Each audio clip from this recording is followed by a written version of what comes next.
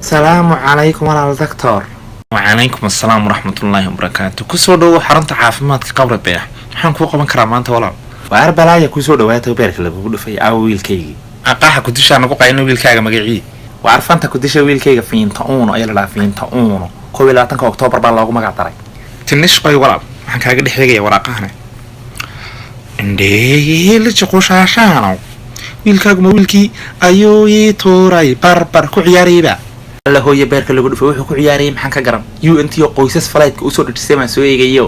mar alla markaan guriga ku soo noqdo balka alaad baki yaraahel magaalada meel aan ka raadin mal imika baa la igu sheegay dhakhtar ku jira maxaa ku dhacay balal waxa weeyaan hadan ku sheego wiilkaaga waxa ku dhacay soo ku ciyaaray heestii maalinta dhaweyd soo baxday barbar ayuu ku dhacay dista maraqa okay oo baa war wiilkayga imika sidoo yahay waxa weeyaan intaan ku sheegi lahayn adigu indhaha ku soo artaa fiican waa ka sarrta xagan jiifay alo jiiba gol jahayga weeray zar inta weeray dardar ayo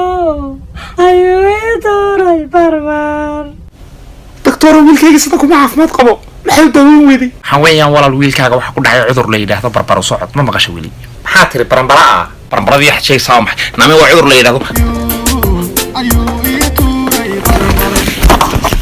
naam xulay ruux waa dhakhtar ma caafimaad qabtaa ma waxa malahay lugiga gacmaha ka jooybaan malayn waan iska bogsan gacanta yara qabo isinka waa bar soo kac ma noolide حوجي ما صنتينار اوتي marka doctor dawadiisu waa maxay cudurkan baas wiilkaaga daawo waan u qoray daawada magaceedan sugan ayaga maxay talo ha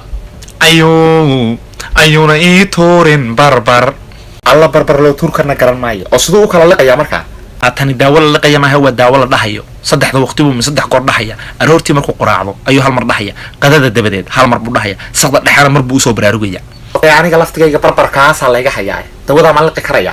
mimi ilaa aad barbar u dhacdo ha isku liqin dawada aga ii kaadi hadaa markan xaafadii tagaan barbar isu tooriye waariyay kacna marig ka hayso wiilkoo ka ilaaliyaan meelaha barbar ugu dhicin hadii kala daawadu ma shaqeynayso